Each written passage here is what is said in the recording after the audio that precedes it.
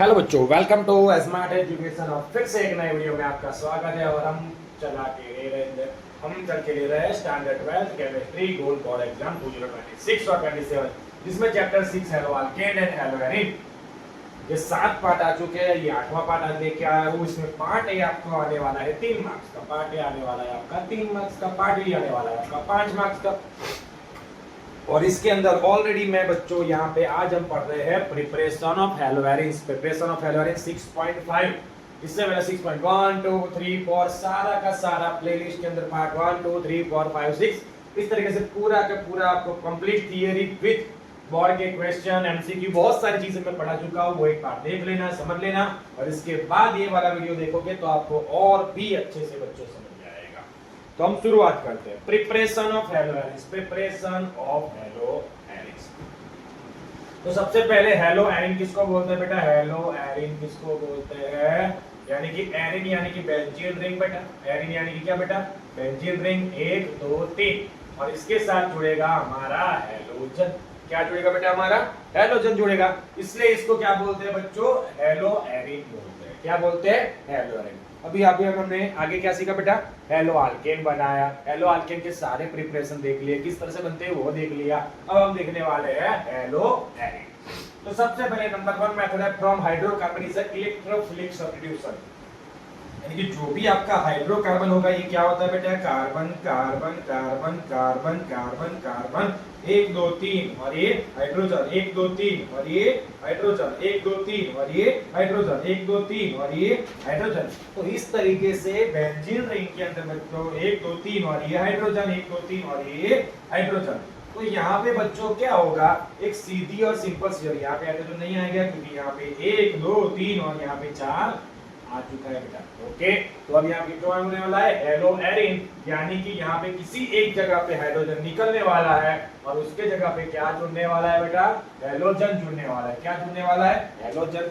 जो text book में लिखा हुआ है वही लेके आया हूँ, लेकिन बहुत ही इजी वे में लेके आया हूँ आपको। क्या लिखा हुआ है? एराइल क्लोराइड या ब्रोमाइड।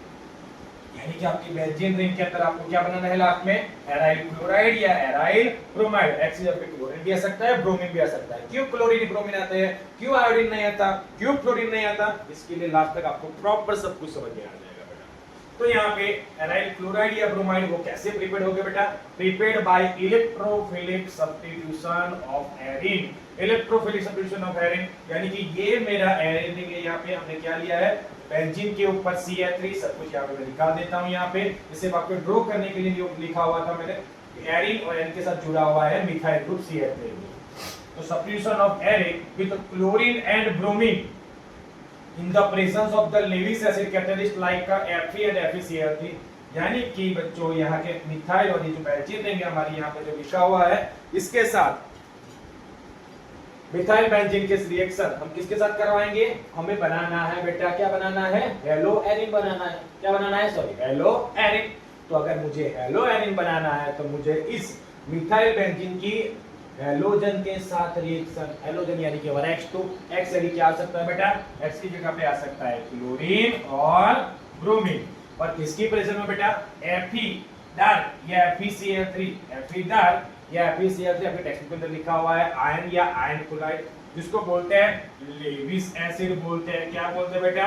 लेविस एसिड बोलते हैं कैटलिस्ट। इसकी रिएक्शन इन दोनों की, आयन या आयन क्लोराइड की और ये हेलोजन, इसकी रिएक्शन दोनों को मिलकर बनाते हैं आयरन क्लोराइड। और इसकी रिएक्शन मिथाइल बेंजीन के साथ हम करवाएंगे बेटा। तो क्या होगा? इसके पास वाला यहाँ पे जो हाइड्रोजन है वो वहां पे हाइड्रोजन निकलेगा और यहाँ पे क्या हो जाएगा आपका? जो भी आपने X लिया होगा, इसलिए अभी मैं X ही लेके चल रहा हूँ। क्लोरीन भी हो सकता है, ब्रोमीन भी हो सकता है। तो एक X जुड़ेगा उसके सामने और एक X जुड़ेगा उसके साथ बाजू वाले कार्बन में, और दूसरा एक जुड़ेगा इसके सामने। देख सकते हो यहाँ पे सब कुछ वैसे का वैसा मैं सब यहाँ पे निकाल देता हूँ, सिर्फ आपको समझाने के लिए।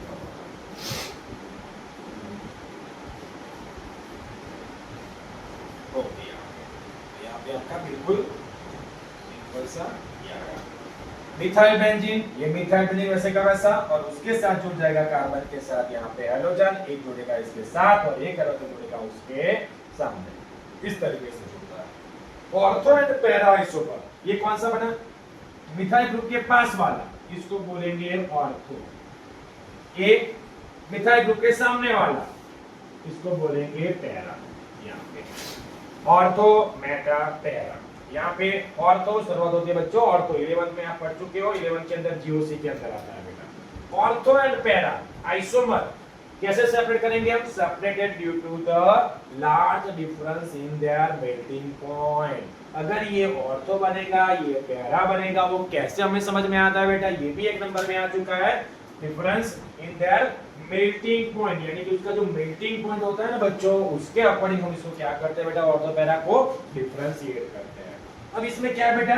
QI2 नहीं बनता, QI2 या बनता है तो I2 के लिए क्या कंडीशन है? तो आयोडीनेशन के लिए बेटा यहाँ पे लिखा हुआ है कि आयोडीनेशन रिएक्शन होती है ना, अगर मैं यहाँ पे H2 की जगह पे यहाँ पे I2 ले लूंगा तो ये हो जाएंगी reversible reaction, left to right, right to left. तो अगर मैं I2 ले लूंगा यहाँ पे तो ये रिवर्सिबल रिएक्शन हो जाएगी, और इसके लिए हमें प्रॉपर रिक्वायर होगे the presence of the on oxidizing agent. कौन से बेटा? HNO3 और HiO4। कौन से?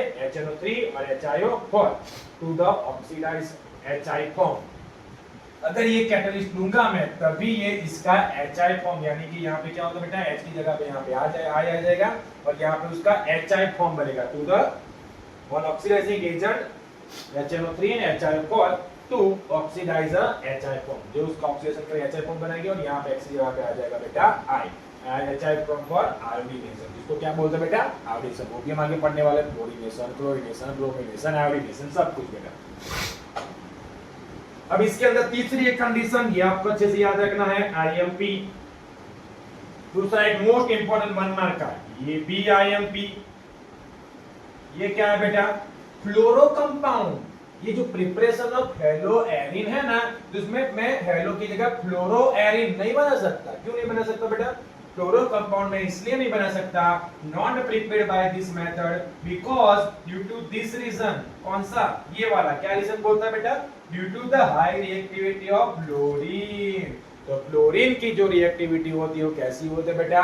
हाई होती है। इसके कारण हम इसके अंदर फ्लोरो कंपाउंड, यानी कि बेंजीन के साथ यहाँ पे X की जगह पे फ्लोरीन, बेंजीन के साथ यहाँ पे X की जगह पे फ्लोरीन हम नहीं बना सकते। हम क्या कर सकते बेटा?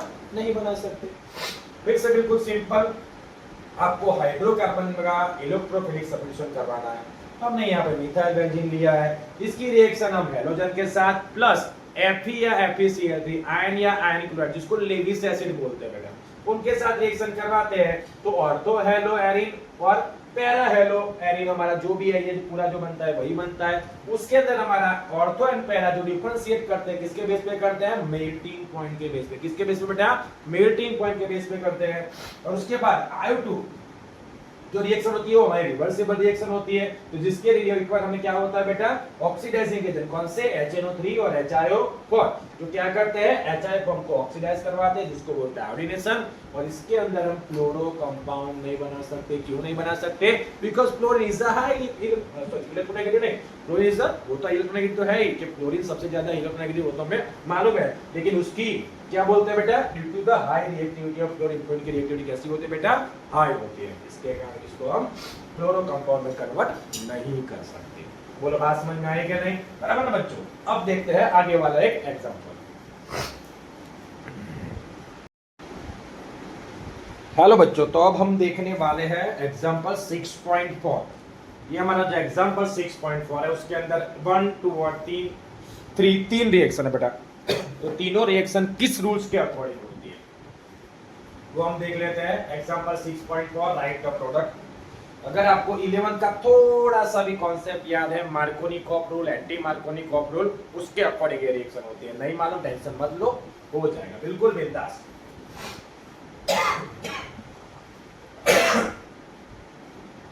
बेंजीन फिनाइल रिंग के साथ कार्बन, कार्बन कार्बन के डबल बॉन्ड, यहाँ पे हाइड्रोजन, ये कार्बन के साथ H, ये कार्बन के साथ H। इसकी रिएक्शन करेंगे HBr के साथ। तो जब HBr के साथ रिएक्शन कर Br ज्यादा इलेक्ट्रोनेगेटिव होता है, Br माइनस H प्लस। अब ये HBr जुड़ने वाला है ये दोनों कार्बन के साथ, फिर इस कार्बन के साथ क्या जुड़ेगा? ये कार्बन के साथ क्या जुड़ेगा? तो मार्कोनिकॉफ रूल क्या बोलता है बेटा? तो हमारा जो 11th में आता था मार्कोनिकॉफ रूल, ये बोलता है कि जब भी कोई ये हैलोजन एटम किस कार्बन से जुड़ेगा, जिस कार्बन के पास लेस हाइड्रोजन हो, यहाँ पे जो हमारा मार्कोनी कॉपरूल ये बोलता है कि यहाँ पे HBr में से Br यानी कि जो हमारा हैलोजन एटम है वो रिएक्शन के दौरान जो दो कार्बन होते हैं डबल बॉन्ड के बीच वाले दो कार्बन, डबल बॉन्ड के आजू बाजू वाले दो कार्बन, उन दोनों कार्बन से किस कार्बन के साथ जुड़ेगा, तो जिस कार्बन के साथ हैलोजन एटम उस कार्बन के साथ जुड़ेगा कि जिस कार्बन के साथ less number of hydrogen atom हो, जिस कार्बन के पास यानी कि ये वाला कार्बन, जिस कार्बन के पास less number of hydrogen atom. तो देख लो ये कार्बन ये कार्बन के साथ एक ही कितना हाइड्रोजन है बेटा, ये आपका इस कार्बन के साथ एक हाइड्रोजन, और ये कार्बन के साथ एक हाइड्रोजन, इस कार्बन के साथ दो हाइड्रोजन। तो यहाँ पे जो हमारा ब्रोमीन है वो सीधा अटैक करेगा यहाँ पे, सीधा अटैक करेगा यहाँ, और हाइड्रोजन अटैक करेगा आपका यहाँ पे। बिल्कुल ऐसे देख देख के लिख लो, बाकी सब कुछ दिमाग नहीं लगाना, सब कुछ देख देख के लिखना है। सिर्फ आपको आना चाहिए, क्या आना चाहिए बेटा, मार्कोनी कॉपरूल। क्या आना चाहिए, मार्कोनी कॉपरूल। कैच की जगह पे आएगा यहाँ पे Br, C double bond C, यहाँ पे ये H, यहाँ पे ये H, यहाँ पे वैलेंसी बढ़ रही है इसलिए यहाँ पे जब ये जुड़ेंगे तो ये वाला बॉन्ड होगा आपका ब्रेक, वैलेंसी कार्बन की 4 के ज्यादा नहीं हो सकती, 1 2 3 4, और एक जो आपका हाइड्रोजन जुड़ेगा यहाँ पे इसके साथ H। आपके टेक्स्ट में सीधा CH3 लिखा हुआ है, CBr यहाँ पे लिखा हुआ है, एज इट इज, कुछ भी देख लो, नहीं अलग ही लिखा हुआ, मैंने लिखा है वैसा ही लिखा हुआ, कुछ इसके अंदर कोई चेंज की कोई नीड है नहीं। सेम अगर ये आपको आ गया हो तो आपको ये भी आ ही जाएगा। कौन सा रूल, फिर से एक बार, मार्कोनी कॉपरूल क्या बोलता है बेटा, मार्कोनी कॉपरूल ये बोलता है कि मार्कोनी कॉपरूल के अकॉर्डिंग ये HCl में से ये H प्लस, ये Cl माइनस, इसको बोलेंगे हैलोजन एटम। तो ये हैलोजन एटम जो डबल बॉन्ड वाले दो कार्बन होते हैं उस कार्बन के बीच में से किस कार्बन के साथ जुड़ता है, कि जिस कार्बन के साथ less number of hydrogen atom. कैसे हो बेटा, less number of hydrogen atom. Check कर लो, तो इस कार्बन के साथ 1 2 3 एक ही हाइड्रोजन है, इस कार्बन के साथ दो हाइड्रोजन है बेटा। तो फिर से वही वाला रूल्स, क्लोरीन जुड़ेगा पहले वाले कार्बन के साथ और हाइड्रोजन जुड़ेगा दूसरे वाले कार्बन के साथ, कुछ दिमाग नहीं लगाना है, सब देख लो से is equal CH3 CH2 bond C, यहाँ पे H, और क्या जुड़ेगा इसके साथ, क्लोरीन। यहाँ पे मैं क्लोरीन लिख देता हूँ, हाइड्रोजन को मैं ऐसा लिख देता हूँ यहाँ पे H। डबल बॉन्ड में से एक बॉन्ड होगा ब्रेक, सिंगल बॉन्ड, तो यहाँ पे CH2 और एक हाइड्रोजन आएगा CH। अब ये दोनों हो रिएक्शन हो गई मार्कोनी कॉपरूल्स के अकॉर्डिंग। किसके रूल्स के अकॉर्डिंग बच्चों, मार्कोनी कॉपरूल। अब ये जो रिएक्शन होगी वो थोड़ा सा चेंज है, क्योंकि इसके साथ हम पर ऑक्साइड